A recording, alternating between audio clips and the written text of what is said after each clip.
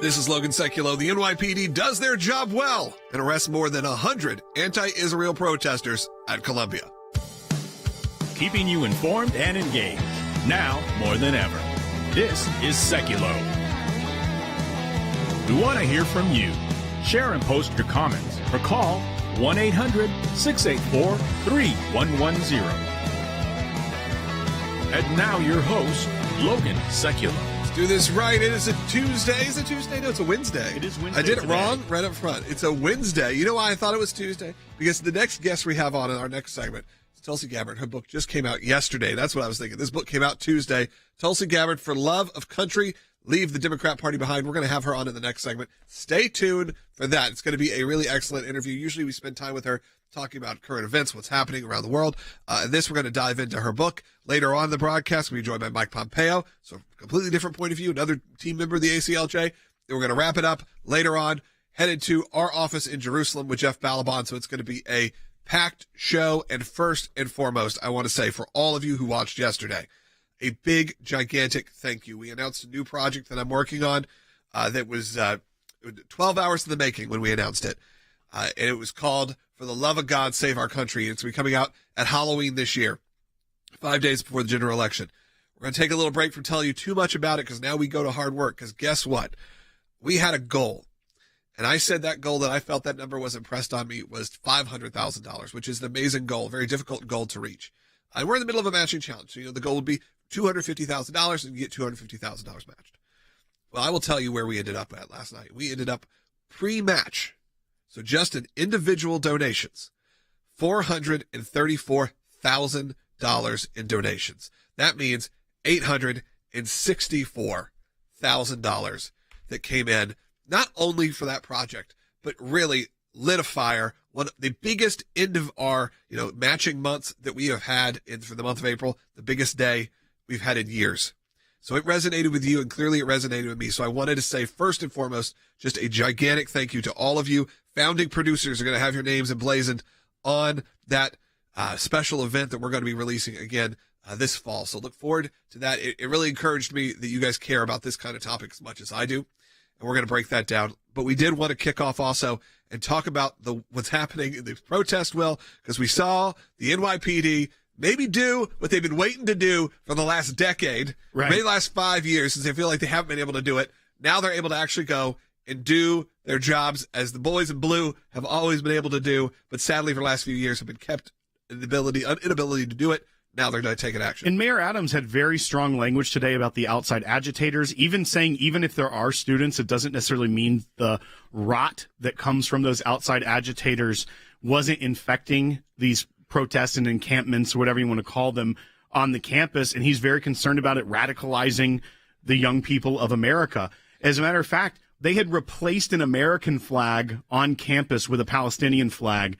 The police last night tore down the Palestinian flag and raised an American flag in its place. It almost called back the imagery of George W. Bush at Ground Zero after 9/11, where they raised the American flag amongst the rubble. It was a very patriotic feeling moment, but the police also did it without incident, really. Like, there wasn't mass fighting. There wasn't mass what they would then try to claim as police brutality. They were able to be very efficient, organized. They got to bring out what appeared to be a new truck that loaded people into the second floor of Hamilton Hall there on Columbia's campus. And really, they just did a great job of doing it in a organized, orderly manner without incident, really. Yeah, absolutely. We'll take your calls on this. Phone lines are already lighting up at 1-800-684-3110, 1-800-684-3110 as we see these protests, some of them actually getting handled now. And look, we're all for peaceful protests. We believe in the rule of law in that sense. We really want you out there, peacefully protesting.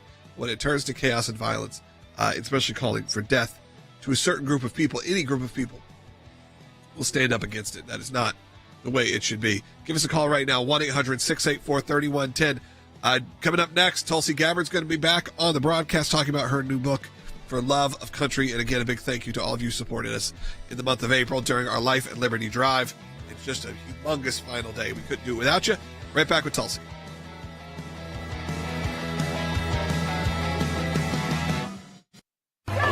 Overnight in New York City, a tense drama unfolding at Columbia University.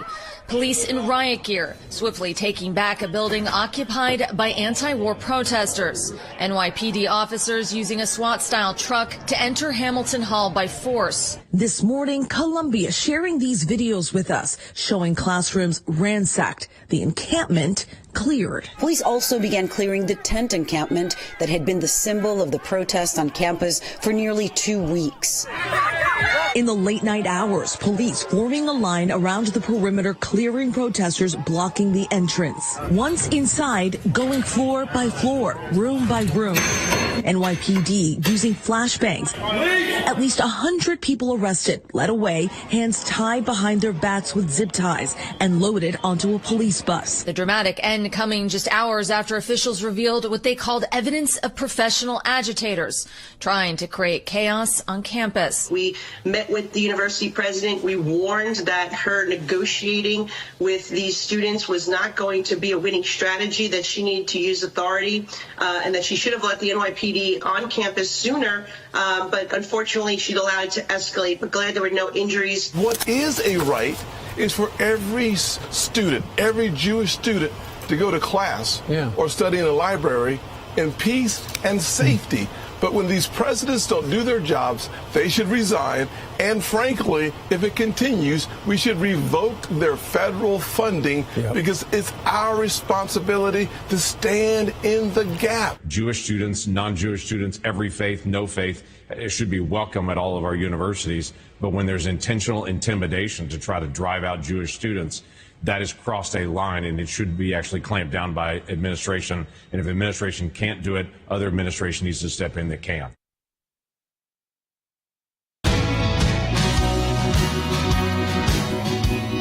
Welcome back to Sekulow. Again, Logan Sekulow here today with Will Haynes as well, executive producer. I'm very excited. We have on Tulsi Gabbard every week, and it's really always an amazing insight of what's going on in the world. But I got the book right here. Your brand new book is out. I saw it in the stores today. For Love of Country, Leave the Democrat Party Behind. Let's show it up. We'll put up full screen. There you go. Tulsi, I'm just going to give you a minute here. Just tell us about this book and why. Obviously, our listeners and viewers have been watching you over the years, but what kind of different insight comes out of this book? Yeah, thank you so much, Logan. It's great to see you and great to speak to all of your listeners. Really, this book, For Love of Country, really it came from my decision to leave the Democratic Party and the response that I got from people all across the country who were saying, thank you for having the courage to say what I have been too afraid to say in this society of self-censorship and cancellation and smearing. There are a lot of folks across the country who feel politically homeless, who are frustrated and disheartened by what the Biden-Harris administration, the Democrat elite, are doing to our country, both in domestic policy, everything from the economy to wide open borders with people illegally entering our country every single day, to what's happening with our kids in our schools.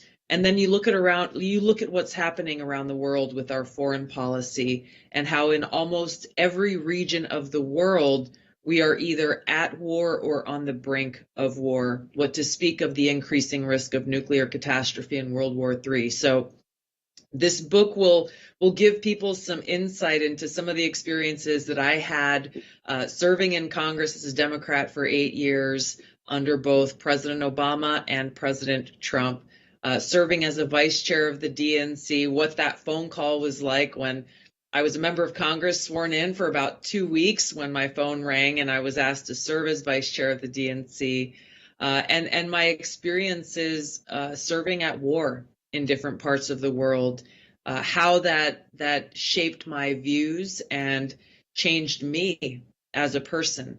I go into in the book my experiences of being a Democrat running for president in 2020 in that presidential primary, and better than having first row seats, I experienced the collusion between the Democrat elite, the mainstream propaganda media, and big tech, and how they have been and continue to try to undermine our democracy.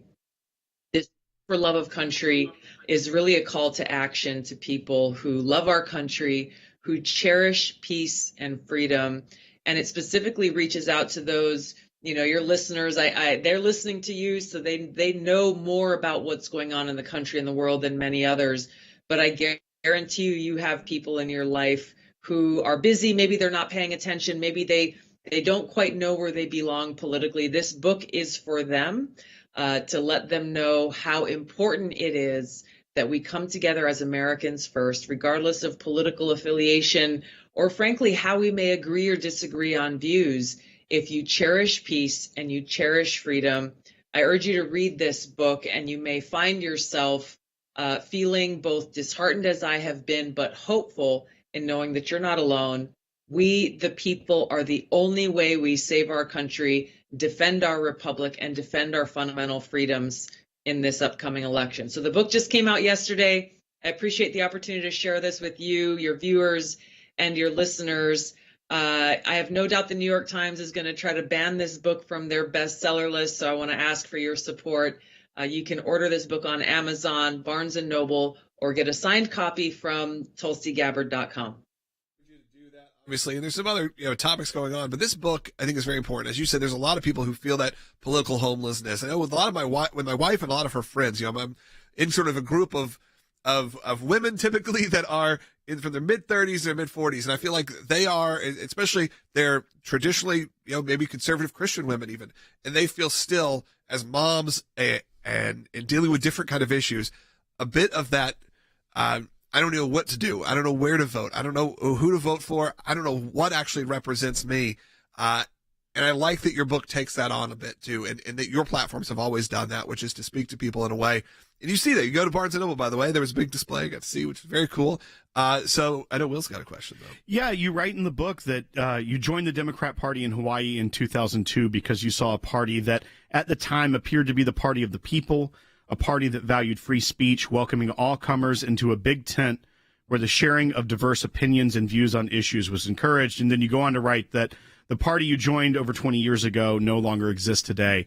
When did you really start to see the shift in the party that you had joined and the views that you thought it espoused and what it is today? Well, it happened slowly over time and then a rapid escalation. One of the things that where I started to begin to see the insanity, frankly, was when President Trump got elected. When he won that election in 2016, I was the first Democrat to go and meet with him in Trump Tower. I'm in New York City right now. It's right down the street, because I was invited to speak to him about foreign policy. I served on the Armed Services and Foreign Affairs committees, and I had the opportunity to speak to the next president of the United States about how we tackle radical Islamist terrorism and defeat it, both kinetically and ideologically. The response from the Democrat elite, my former colleagues in Congress, was surprising. They were angry at me for meeting with Donald Trump because they said, how dare you humanize this man? This kind of what we now call Trump derangement syndrome began back then. And it led to this crazy escalation of illogical, irrational policies and thinking that has put us in this very place today where our fundamental freedoms are being threatened. Our democracy is being threatened because they're afraid of losing power, and they're afraid of Donald Trump getting reelected because they know that he doesn't care about permanent Washington establishment, and that he will do all he can to try to root out that corruption and that rot. I think that's an interesting point that you bring up, because in politics, you'd think historically, the idea of working in a bipartisan way and to meet with a president, regardless of their political party, would be common sense, would be normal. I mean, we did it. I mean, when we had a pastor who was imprisoned in Iran, we set up a meeting with his family, and who was the president at the time? Barack Obama. Not because we thought Barack Obama was the greatest president of all time, but in the moment, guess who we needed? We needed the political forces in the White House to go and advocate in that way. But now we live in a world where you can't even have that conversation. But I like that. Look at the back of your book, and obviously there are blurbs from people like Tucker, Pete Hegseth, the local Nashville guy. But then you have Meghan McCain, you got Joe Rogan, obviously. It gives you it shows that you are doing this actively. Yeah, there is so much opportunity for us to come together as a country at a time when we are being divided intentionally by those in power, because they know that if we stand together as free people celebrating our freedom in the United States of America, making our own decisions for ourselves, we are the greatest threat to their power. And so we start by having dialogue with each other. We start by understanding that if we come together to defend our freedom, this is how we save our country and begin the tough work of getting our country back on track. Well, before we wrap up with your segment here, Tulsi, I did just want to give you that another opportunity. Let people know how they can get the book, obviously, wherever books are sold, I'm sure. But it's an important time. You're going to see a lot of political books come out over the next few months. That's just what happens. It's the season of that. But your book stands out. And one, it stands out because the cover art, which I said, wonder who did this cover art. And I flip through and I go, oh, look who it is. Your husband, which is amazing. He always does an incredible job on all of your work, and we love working with him. But it's important for these kind of books to stand out because you're going to see a lot. But your book is there, and it's available now. It is available now, and thanks for the shout out to my husband. He didn't know that his name was going to be printed in the book as a credit, but he took that picture on the National Mall where you have that circle of flags around the monument there. I also recorded the audiobook. I narrated it myself. So if you're not doing the hardcover book thing, you prefer audiobooks, the audiobook is available as well. Again, I appreciate your support. Even if you are already bought into the mission, consider buying the book because it will send a strong message to the Democrat elite that we stand together and we will not allow them to silence us. Thank you, Tulsi, so much for joining us again. Tulsi Gabbard, For Love of Country, Leave the Democrat Party Behind.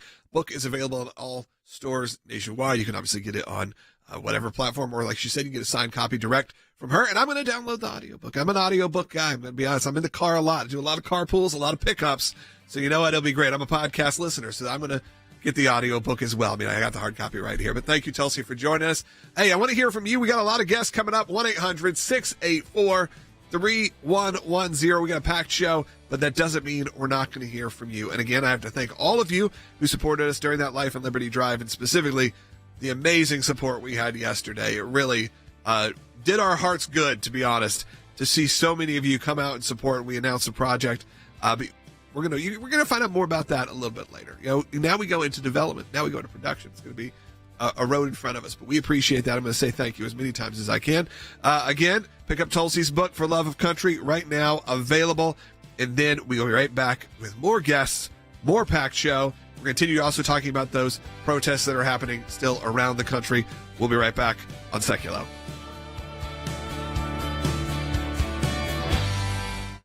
I think people need to have a background and understanding of how long the ACLJ has been involved in this pro-life work, and also what the current update is. Cities will enact these ordinances that stop people from, and usually sidewalk counselors, that's who it's aimed at, pro-life sidewalk counselors, from engaging in any kind of speech with the women as they enter into an abortion clinic. And we've seen that when, a sidewalk counselor is able to discuss and have a conversation with these women, a lot of times the women actually see their options and make a different choice. So that the, abortion world hates that. And so with these buffer zones, we have seen that. And the Supreme Court has actually engaged in this buffer zone debate for a while. And one of the main cases was Hill v. Colorado, and that was in 2000. And that's when they actually upheld a buffer zone case.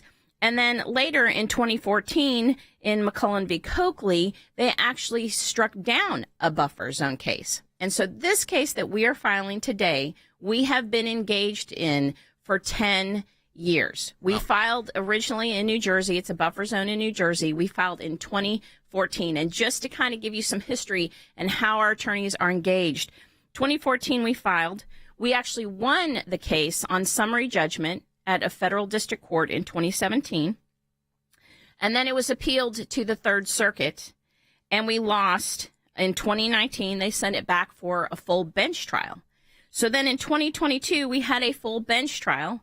And the federal court, the lower district court, relied on the Third Circuit interpretation of that bad Hill v. Colorado case. And now today we are at the Supreme Court of the United States, filing for them to take this case.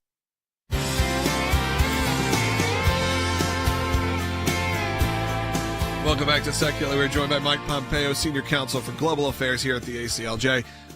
Secretary Pompeo, I did want to just start off because we have been spending the last 2 months doing the Life and Liberty Drive fundraiser for the ACLJ. And I want to say thank you for all of your help during it. And obviously, a thanks to everyone who gave and everyone who supported. But we are seeing right now what's happening on our college campuses. But we saw what happened last night at Columbia. Obviously, the NYPD took action. And I guess that big question is, what took so long? Look, I think that is an important question. I'm glad it happened when it did. I wish that it happened when the law breaking had begun. There is an enormous wellspring in these universities that is consistent with this understanding of anti-Semitism. So I think, first of all, the administrations were sympathetic to these thugs, to these people who broke the law. Second, I think because you have no national leadership, what you see happening all across the country, everyone's focused on New York. I get it. Great pictures from Columbia, right, about what was actually going on. But this is now happening all across the country. And you have President Biden sitting in the basement of the White House, not saying a single word about the threat to our democracy. The fact that these folks ran Palestinian flags up the flagpole and took down the American flag. That is a national challenge. With American leadership, national leadership from the White House, I am confident that this would have ended sooner. And then finally, you have to ask, why hasn't President Biden spoken? I think it's pretty clear. He is worried about angering his base. The handful of radical pro-Hamas leftist progressives have now taken control of the Democrat Party. And this will have impact not only at the national level, but all across the country. You can see Democrats cowering because they now believe that they are going to be attacked by these pro-Hamas people who are so far out that I don't even think President Obama would have abided by this. But President Biden has decided hook, line, and sinker to go down that path. Yeah, we were just talking about that. And it seems like some of these universities, they were caught in a weird spot where they felt like they couldn't shut this down earlier, where maybe they were scared. They didn't know what to do. And honestly, it seems like they went from scared to, how did this happen? Very quickly. They went from, oh, we'll let them set up some tents. This will go away in a day, in 2 days. And then all of a sudden, this is where it ends up with the NYPD having to essentially storm in, arrest hundreds of people, some students. Some of the universities have to wake up to also what's going on their own campuses. Yeah. Look, I actually think they knew. I think they knew that some of this was their students, but that some of this was being funded, underwritten, organized, trained by outside forces that have been part of protest movements all across the country, bad actors who are truly trying to undermine our very republic. I think they saw that. I think the police forces knew that and were telling them. I saw the NYPD briefing this morning. Clearly, they were aware that this wasn't just a bunch of young kids who'd gotten together at their local club and decided, hey, let's go take over a building. And then they became petrified that the response, if something happened while the law enforcement people were rightfully taking back the property of the University of Columbia, that they would be held accountable for that. That's a mistake. That's the same mistake President Biden is making in Gaza today. Concerned that if the Israelis actually do the task that's needed to do to secure their nation, just like these presidents should have secured their campuses, these are deep parallels. And this is a national challenge that President Biden has to step up and say, we are going to stop terrorists, whether we find them on our college campuses or if the Israelis find them killing 1,000 of their people and still holding Americans hostage. We're going to support the people who are the good people, and we're going to crush evil wherever we find it. Mr. Secretary, you referenced that NYPD press conference this morning, and they did share a lot of intel. It seemed that they knew specific people that were there that were outside agitators. But it struck me that Mayor Adams, who he himself was former NYPD commissioner, that he seems to be one of the lone Democrat voices, other than some members of Congress, that are really speaking out about what he's seeing here. And he even said that I'm going to protect our city from those who are attempting to do what is happening globally. There's a movement to radicalize young people. Do you think he's right in that assessment of what he's seeing? 100%. And sadly, I say this as a sadly, it's pretty courageous for him to say that as a Democrat. Shouldn't be courageous to say something like that, to acknowledge what's really taking place on our campuses, that this is a national effort underwritten globally. These protests, I am confident, will spread to European campuses as well. We'll probably see it all across the world.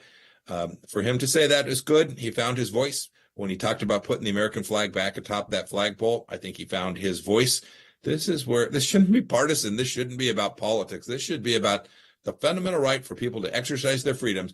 But when they cross the line, when they threaten other students, when colleges have to respond by canceling graduation or closing campuses, and they begin to destroy property and deny the other students their right to get an education, that's no longer about free speech.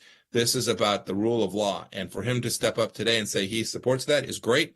I can't wait to see Senator Schumer, President Biden echo those same remarks. I suspect we likely won't. The Biden administration also, Secretary Pompeo, has started to kind of float the idea that they may want to resettle some of the refugees from Gaza into the United States. Obviously, there's a lot of going to be conflicting thoughts on that, but I wanted to get your thoughts and your reaction to it. Absolutely nuts. There's a reason that the Jordanians won't allow these people to cross into their country. There's a reason the Egyptians have said, no, thank you. Not a single refugee from Gaza is going to be permitted to come into our country, because these people are dangerous and you can't vet them and you can't figure out who just the ordinary families who are trying to flee for a better life are and who the members of Hamas are. And that absence of capacity to vet will be something we can't do either. And so to even contemplate allowing potential terrorists to come into our country is dangerous. It is fraught. By the way, it encourages Hamas to continue their terror, because if they can have some of these people leave, that frankly, if some of the families leave, they'd be happy to do that. They want more people inside of that place who are aligned with them. And if someone decides they want to flee, so be it. Hamas has every intention of coming out of this conflict with Israel, the conflict that they began on October 7th. They think they're going to win because the Biden administration continues to accommodate and appease instead of supporting Israel in its effort to rid this world of these Iranian-supported terrorists. Thank you so much for joining us today, Secretary Pompeo. And again, thanks to all of you who are watching right now, because you get to hear the incredible voices because of your support. And again, right now, it's just me telling you thank you, because we had such an amazing couple months, an amazing month of April, really, during a time when I know the economy could be stronger. We could have a better situation happening around the world. You guys show up when needed the most, whether that's brand new ACLJ champions, which I think we had over 100 brand new champions yesterday. Those are people that are saying, I will give a monthly support. I'll give on a recurring basis. Again, I just wanted to say thank you. As we head into this second half hour, make sure you don't lose us. If you are on social media, you're good to go. So if you're watching us on Facebook or on X, or if you're watching us on YouTube or our favorite Rumble, our, the free speech platform, if you're on any of those, you're good. You get the full hour right here. If you're on local radio, some of your radio stations don't carry the full hour. Some do. Join us live. We broadcast this show each and every day. Maybe you're hearing us later on taped at aclj.org. You can find us broadcasting live each and every day at noon Eastern time. As more and more people want live coverage, I encourage you to watch us live. Do it every day if you can. We'll give you this great information from people like Tulsi Gabbard, Secretary Pompeo. And coming up the second half hour, we're going to talk to the head of our office in Jerusalem, Jeff Balaban, about the situations obviously unfolding in Israel and the ICC and the arrest warrants that are potentially going to be issued for Benjamin Netanyahu. We're going to talk about that coming up in the second half hour. Stay tuned. Don't go anywhere. This break is less than a minute, so you really have no excuse to leave. So hang out with us. During that 1 minute, though, if you're watching on YouTube, or on Rumble, tell me where you're watching from. I always like that. I like to read, see how worldwide we reach. It's really amazing. Then you all can see what your work does. When you support the work of the ACLJ, you get to see the reach of it. Put it in the comments. I'm going to read all of them. We'll be back in less than a minute on Sekulow.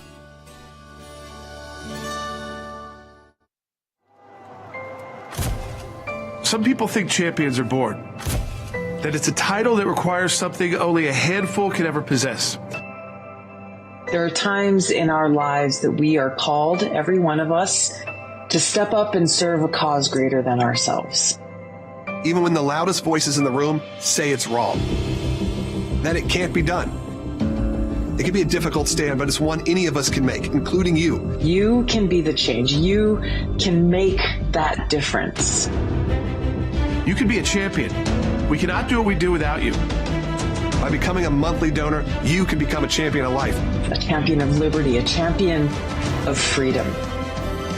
Please join us. Become an ACLJ champion today.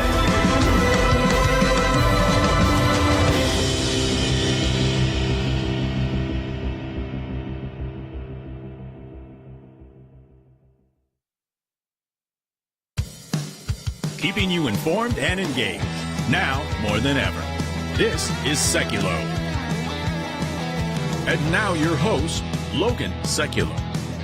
Welcome back to Sekulow. Second half hour coming up. We're going to be hopping over to Jeff Balaban in the next segment and our office. He runs our office in Jerusalem, so we're going to have some great coverage there. But I wanted to lead off this second half hour with some voices that you may recognize because they're your own. Let's go to Daniel, who's calling in Nevada on line 1. You're on the air. Hello. Hey, I was pondering on what those students were saying at that college. You know, if that's not hate speech, you know, nobody even brings that up. You know, that nobody's ever. I mean, they beat up everybody else on the other side for any little, not even a. Daniel, it's only hate speech when it's not the position that the mainstream media likes. Right. It is hate speech, of course. Of course this is. If there is going to be a definition of hate speech, of course, chanting death to Jews, death to Israel, death to Zionists, which again, I keep trying to push that because they've made Zionist into a dirty word, and all it is the word saying, you support the existence of Israel. And guess who is that? Probably you. Probably the majority of evangelical Christians who listen to this show, who watch us every day on YouTube or Rumble. Not saying all of you, but a good chunk of you are. So they're calling for the death to you as well. So, Daniel, do people bring up that this is hate speech? Sure, absolutely. I'd even say you could probably find clips of the Biden administration from Caron Jean-Pierre saying that they do not condone any kind of hate speech that would be going on towards Jewish students. The problem is their definition of hate speech gets a little fuzzy. We had that happen last year with the Ivy League students, or heads of the Ivy League schools were brought up, and they said, well, do you not think this is hate speech? Well, or targeting your Jewish students? Well, they're calling for the death to Jews, not death to that Jew. So it's a little broad. I mean, legitimately, these are the conversations that are happening. The ability of the liberal elite in academia to play word gymnastics is astounding. The fact that even as these protests grew, and we knew where it would go, we were even given some of the protesters a little bit too much credit back then, saying they probably don't know what they mean when they say from the river to the sea. Maybe they don't know really about Hamas. They just found out about this crisis, and now it's their cause du jour. And maybe they don't know, but no, they knew. They knew all along. Now they are fully embracing Hamas. They are calling on the military wing of Hamas to strike Tel Aviv in some of their chants.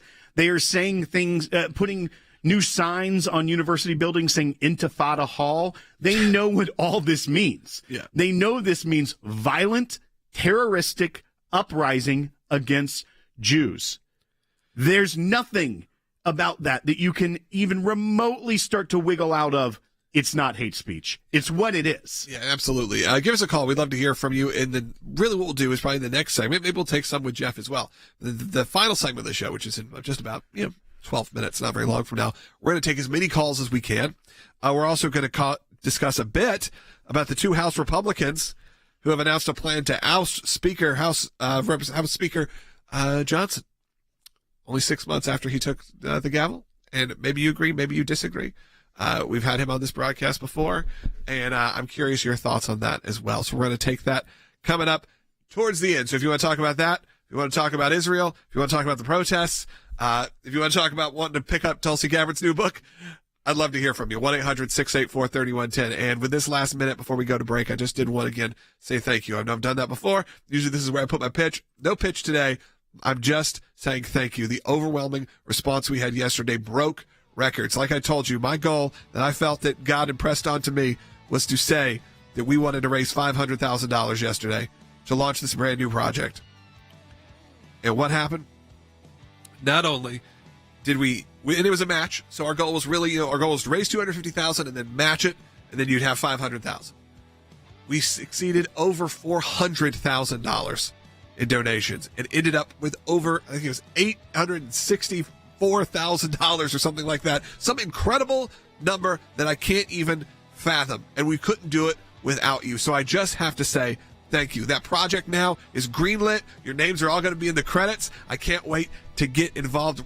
The next thing after this is a meeting I have to discuss what it's going to look like and how we're going to get it out there to so many people. And we couldn't do that without you. So once again, a gigantic thank you. Right back with Jeff Balaban.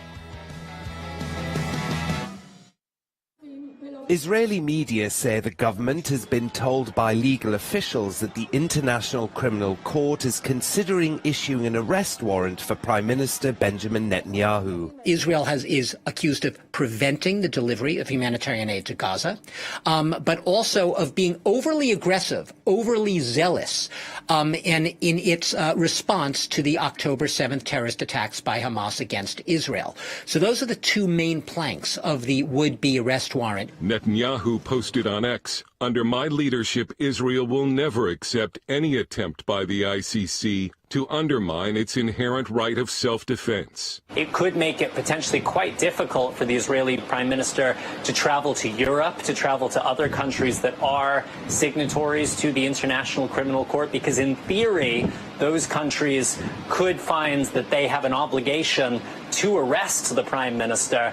This would put Prime Minister Netanyahu in the same category as Vladimir Putin, who had an arrest warrant issued against him. 3 judges on the panel of the ICC have to give their clearance in order for an arrest warrant to be issued. That has reportedly, that phase has been complete, which is why there's a lot of speculation that it is imminent that some kind of warrant could come down the line, naming perhaps Netanyahu, naming his defense minister Yoav Gallant, and perhaps also the chief of the Israeli Defense Forces, Halevi. If you want to charge somebody, charge the members of Hamas, charge Qatar for supporting them with hundreds of millions of dollars, charge the leadership of Iran with fomenting terror, not just on the southern border, but on the northern border to Hezbollah.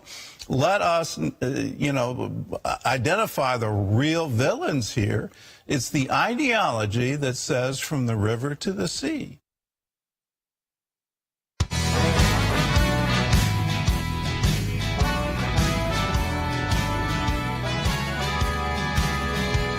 Welcome back to Sekulow. We are now taking you to Jeff Balaban, who runs our office in Jerusalem.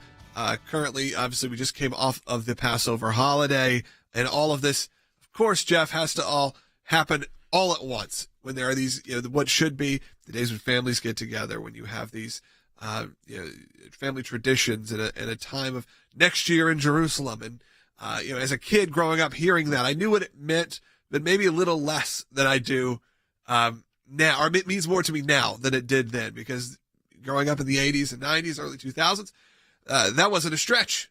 We could go and celebrate in Jerusalem. No big deal. And now we are seeing this, and at the same time, you have the ICC now threatening the arrest, or calling for the arrest of Prime Minister Netanyahu.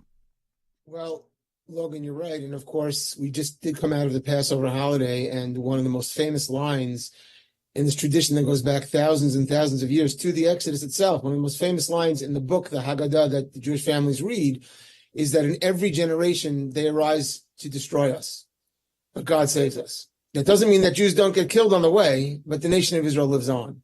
And that's what we're confronting right now. It's clear they've risen up against us. And, the form it takes, you also see, again, going back to the Bible, you see it, Pharaoh rises up. What does he do? He legislates. He uses the law. He perverts the law. And that's what's happening now around the world. All these groups, the International Criminal Court, the UN, all these, these bodies that have the imprimatur of law, as though international law somehow confers morality or decency or goodness, have twisted them to pervert justice against the Jewish people. And by the way, the Bible talks about that also. There's actually, in Deuteronomy, there's a commandment not to use the law to pervert justice. And that's exactly what we see happening now. Jeff, you sent me a video, actually while we were on air, and I want to tie it to this because there were reports out that the White House is considering accepting some Palestinian refugees from Gaza to the United States. We had Mike Pompeo on earlier. He said that is absolutely nuts. He was very strong in the condemnation for that plan because we know that Jordan will not take those refugees. We know Egypt will not. We will not be able to vet them. But the video you sent me was of what have to be Hamas leaders teaching young children how to use the MRE and food aid packaging that we send over into making IEDs, improvised explosion devices. And if it's from the top to the bottom to the children, how would we ever vet refugees. Well, let me just make one slight correction to that. We do need to see this video. I don't know if you're going to show it or someone make it available. We don't know that it's Hamas. In other words, the idea that this is a war between Israel and Hamas has been said from the beginning, but it's simply not true. We know that the vast majority, as in well over 80% of the people who call themselves Palestinians, also support all-out genocide, support what happened on October 7th, all of those atrocities, support it before, support it after. And so we don't know. In fact, we know that of the thousands who came over the border into Israel, they were not all Hamas. And if you see, here's the video right now. They're teaching them how to use what we are sending, America sending, they call it humanitarian aid. They use it to turn to little kids how to make bombs, IEDs. It's just horrifying when you watch this footage, when you see what's actually going on. Again, don't believe the narrative. Don't believe the hype that you see, whether it's from these college campuses, whether it's from even our mainstream media, even from some of your churches, and maybe sort of the more progressive churches that I've seen. Well, Israel isn't what the Israel you're thinking of. It starts to also float into that world of almost anti-Semitism because they start, claiming, well, who are the real, Jewish people? And that conversation starts happening. And all it is a narrative, a false narrative being preached by a world that just wants to see the Jewish people erased. And the big problem about that, though we've always fought back, as you said, and always won at that point, is that now it's happening on American soil in a way that I don't believe has ever happened before. Oh, it has never happened before on American soil like this, in any way, shape, or form. It's gotten to the point where, people are afraid to walk around being visibly Jewish, walk around with a yarmulke or wearing the Star of David. Christians who support Israel are afraid to walk around showing that their support for Israel in many parts of the country. And yes, this is a false narrative that's going around. And the truth is, the enemies of the Jews, who also tell us they are the enemies of America, they say on these campuses, they're chanting death to America. They also say, we love death more than you love life. Believe them when they say it. Well, and as a matter of fact, you sent me another video on campus at UCLA where it was a Jewish student was being hunted down. It appeared it was protesters, pro-Hamas terrorists, whatever you want to call them, in keffiyehs, surrounding and chasing down a Jewish student and terrorizing this Jewish student on the campus of an American university. It's a shocking, horrific video, and it's hard to say shocking anymore these days.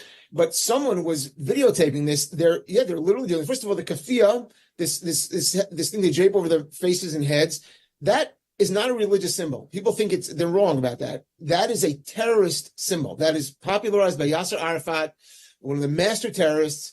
That is a terrorist symbol. So every Jew knows what this means. They're coming to kill us, and they're surrounding Jewish students and they're chasing them down. They're hunting them down on American campuses. This is a public university today in 2024 in the United States. Yeah, Jeff, it is an ongoing. We're looking at it right now. We're seeing a video that's being played where there are students trying to just restore American flags on campuses that have been replaced by Palestinian flags or these Hamas sympathizers.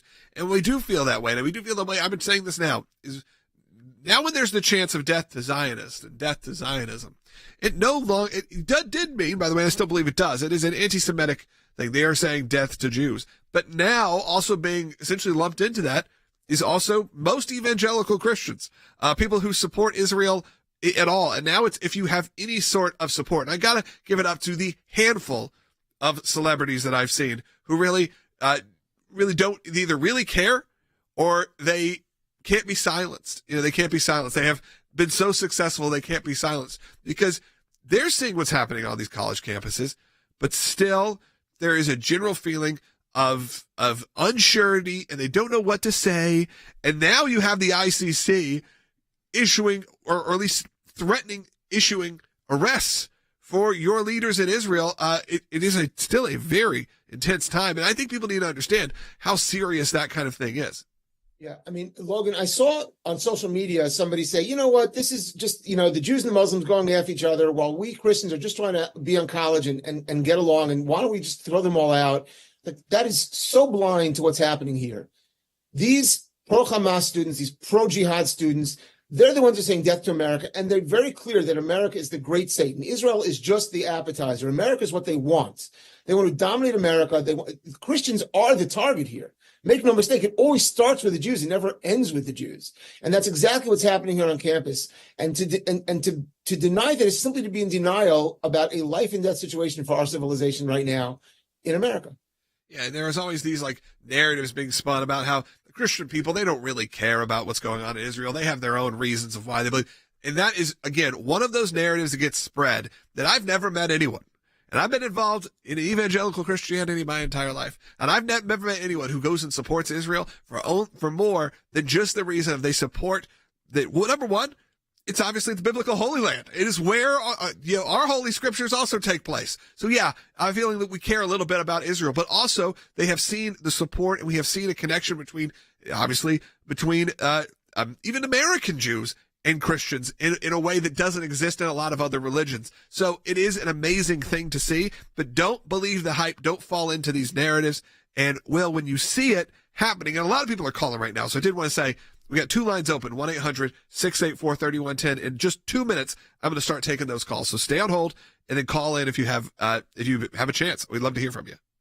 That's right. And it really just is devastating to see what is taking place on American university campuses and what's taking place in the streets and how quickly it's spreading as well. It's not like this is slowing down. Fortunately, the NYPD were able to make a show of force last night in a way that can't be criticized as police brutality or some narrative from the left. But the unfortunate nature is that it is still spreading, and that's what concerns me, Jeff. Yeah, it is a cultural phenomenon. That didn't start on October 7th or the day after. It's been building for decades. This idea that the Jews are somehow specially privileged and oppressors, and it's part of progressive mentality, and it's completely taken over this culture, so that the Jews are the bad guys no matter what they do. So if the Jews are raped, it's their own fault. The Jews are murdered and kidnapped, it's their own fault. And that's exactly what they're being taught in the university. And it's not just the students, it's the faculty, it's the administration. And so they've been fostering this for years. A video literally just popped up on my social media feed that says why American Christianity, American Zionism is actually anti-Semitic. So that is the narrative that's going to be pushed on a lot of young people, which is not even within the church. So you have to be very careful, be very vigilant. Coming up, thank you, Jeff, always, and a late happy Passover. Hope you have a great rest of your week. We will be back in just a minute taking your calls, 1-800-684-3110. Put some comments in on social. I'll look at those as well during the break. We'll be right back.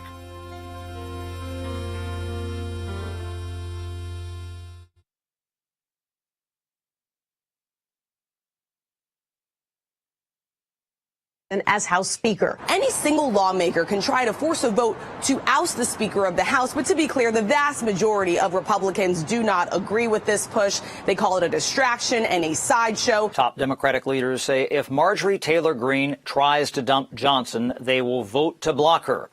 It's extraordinary for leaders of one party to protect a speaker from the other party. Marjorie Taylor Greene, she posted today, Mike Johnson is officially the Democrat Speaker of the House. If Democrats want to elect him Speaker and some Republicans want to support the Democrats' chosen Speaker, they'll give them the chance to do it. Even former President Donald Trump acknowledging some support for House Speaker Mike Johnson, saying that he's a good person, acknowledging that he has a razor-thin majority. Marjorie Taylor Greene, who said that she may move forward with this motion to vacate anyway because she wants to put people on record. We now know that she intends to hold a news conference Wednesday morning. If I only voted for a speaker I agreed with 100% of the time, I'm not even sure I could support myself. This is silly. It's the hardest job in politics. He got thrown into it in the middle of a Congress. He's doing an admirable job working forward on these issues when he had a divided conference on the issue of Ukraine. I don't support the piece of the legislation for the Ukraine, but I support Mike Johnson, and I think he's doing a good job. Speaker Johnson denied that he made a deal with Democrats to save his job. Now, I've had colleagues from both parties come up to me on the floor, of course, and say, we won't stand for this. We're not going to shut the government down and all that, shut the House down. And, of course, I've acknowledged that. But I've not requested assistance from anyone. I've not not focused on that at all. I focused on getting the job done and getting the legislation passed, and that's what. No, there's no deals at all. No, not at all. The GOP is reluctant to bounce Johnson, especially after last year's debacle following the ouster of former House Speaker Kevin McCarthy.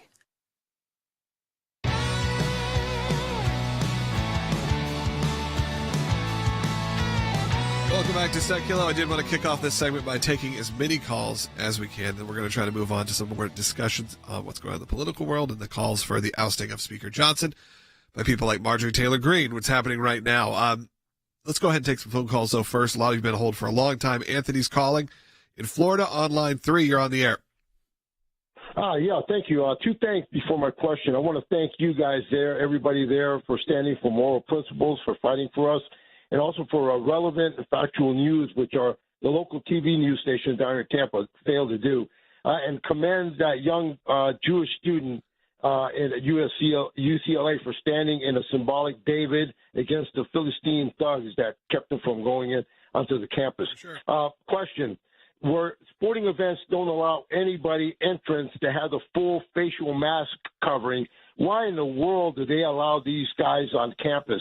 They should be ousted the minute they're seen. Incredible. Can you guys educate me on what the policies are on these campuses? It's beyond belief. Yeah, Anthony, I probably think they make their own policy somewhat of what that looks like specifically when it comes to this. And technically they are protesting on private property, so they're already raking rules often. Right. The rules are already being violated, and they don't have an area set up saying, here's where your protest space is. Now, some schools do have that. They have sort of a free speech zone that they've built, but a lot of these have been technically taken over. The question is how you handle it. And, of course, this is the side of the aisle that seems to always cover their face to not have any long-term ramifications, or because guess what? They're not actually students there. I honestly think, though, part of the reason why they are getting away with it, at least at the outset, before it completely takes over and out of control, is because many of the people in these administrations agree with them. Yeah, a lot of faculty. The president of Colombia was criticized. They found a speech she gave when she worked, I believe, for the World Economic Forum after 9/11, and was saying, the problem is that terrorism is a form of protest. And so a lot of people will be drawn to it because it is a form of protest. So calling terrorism, 9/11 terrorism, a protest. You should be imprisoned. Right. So you know what? Go ahead and protest. You know what? Take them off to jail. Straight to jail. Just do that. That should be the answer. Straight to jail. Let's go ahead and continue on. Let's go to John, who's calling in Texas on the radio, listening on the radio. You're on the air. Oh, love your show, man. Thank you. We all knew when these borders were open, the troublemakers were going to be coming across. And now that they're here, they're chanting death to America. Do we have anything in place that now deports these people, or is our administration just going to turn them loose back to America again? I'm sure there's some of that, man, but also, sadly, this is a lot of well-educated, liberal elite kids who are out there doing this. So as much as it would be nice to be like, okay, very easy answer. If this is a group of people that are here not legally, we can deport them. We can get rid of them. You know what this is, though? This is America. You are allowed to have a freedom of speech. You are allowed to do this. But guess what? We're seeing mass arrests happening now as it's getting out of hand. But I think the sad part about this, though they may not all be students, there is still a large portion of them that are certainly American citizens. The NYPD did infer that they started noticing some things among the encampment, some tactics, some strategies, several things, and some people who they knew. Yeah. So regulars. They are regulars that have been doing, whether it started back with the BLM protest, Mayor Adams even made reference to that, that some of these people are repeat offenders, if you will. It's basically just it's a new cause. Antifa without saying Antifa. Right. Yeah. They're just people who show up all the time. We don't know what to call them. They wear masks. They have bats. They're anti-fascism fascists. Exactly. So, all right, continuing on. Thank you, by the way, for calling in. Let's go to Bill in Wyoming. He's always watching, always listening. We appreciate you, Bill. You're on the air. Hi, thanks for taking my call. I remember the student protests back in when I was in high school, where they were taking over the college campuses. When I was in tech school, I saw a bunch of. We went through there, and apparently they were giving us awful dirty looks. And all what happened back then just makes that look like a peaceful picnic compared to what's happening today. And I got to tell you, I'm definitely pro Netanyahu because of that. Yeah, Bill, I mean, obviously there was the protests. I mean, I was not around, but I've seen obviously plenty of videos of the protests that happened, following Vietnam and all of those situations. And the difference with those is that they at least were protesting a war that the United States was in. Right. And you could at least, whether or not you agree with the sentiment, at least they were saying, like, I don't want to be sent to war. Right. This one, they're just saying effectively that they hate Israel and the Jewish people. Yeah, exactly. It's a bit different there. But Bill, I did see it was like a meme that popped up and it said something effective, and I believe it's kind of true. And it said something to the effect of metalheads are nice people cosplaying as mean people, and hippies are mean people cosplaying as nice people. And I think that's what we're seeing right now on these college campuses. Why? Because you got the lead singer of Disturbed out there saying, we got to support Israel. You got the creators of Entourage going out there saying, we got to support Israel. And on the other side, you got Susan Sarandon out there saying, the babies in ovens didn't happen. That's just propaganda. Again, like you said, why are we even getting involved? Why would you even want to make that statement? That is so insane. Let's continue on. Tim is calling California on the radio. Tim, welcome. Thanks for taking my call. You're welcome. How do we get Congress to cut off the money to some of these colleges that allow violent protests where property is being destroyed, people's lives are being threatened? I can't understand why Congress won't do its job and cut off money to the colleges that allow this violent protest take place. Tim, a group of U.S. senators actually gave a press conference right before we went on air, and I caught the tail end of it. But I do believe there is a move in Congress right now that there's similar legislation in both houses they're trying to get forward that would do effectively some of that work. Now, the problem is it actually shouldn't even have to be Congress. The Secretary of Education already fully has the authority to say, look, you're violating Title VII, you're violating Title IX, you're violating all these things where your students aren't being protected, their civil rights aren't being protected. We're going to cut off our federal funding to you. That could have been done months ago, but unfortunately it has not. So now Congress is having to step up and enforce that issue. Tim, I have to say, a lot of these college campuses or these college faculties and the deans have said, you know what? We're not bowing to the demands of these terrorist students. We're actually going to keep supporting. We're not divesting from Israel. So, you know what? You also got to stand up for some of those who have made the right decision. Let's continue on and go to David in New York. Last call of the day. David, you got to keep it quick. Okay. Thank you for everything. I've been an adjunct teacher and adjunct professor to PhD candidates. I left a message and also wrote to the president of Columbia, and I told her you do have an option. You didn't run out. You go out there and you tell them you signed or you acknowledge a code of conduct and ethics. When you came to this university 4 years ago, you're violating it. The option is you get out Friday or we're going to expel every one of you. And if my son was going there and about to graduate and they didn't have the ceremony, I'd make them all wish they knew I was never born. I'd sue the president, the school, the chair, the master, the professor, the students. I'd sue every one of them if he couldn't have his graduation. Yeah, look, a lot of them are losing that. We saw which school canceled today. There was a school that UCLA said no. They canceled class today. No class today. Yeah. As a wrap, I'm sure they're in finals. I mean, it's a ridiculous time in America. I did want to take this last 30 seconds before we wrap up for the day. And again, just to say thank you. We had an amazing day yesterday, and we couldn't have done it without you. We've got the new project, For the Love of God, Save Our Country. It's going to be coming out this fall, but we were able to get the funding for it just yesterday. We're going to keep talking about it. Maybe I'll even make it bigger and bigger. But we are now, immediately after this, me, Will, Bart, one of our creative team members here, we're going to go all sit in a room and we're going to figure out what this is going to look like. And then we're going to figure out how we're going to reach people and where it's going to go. And we can't do that without your support. And we just thank you so, so much. And we will be back tomorrow.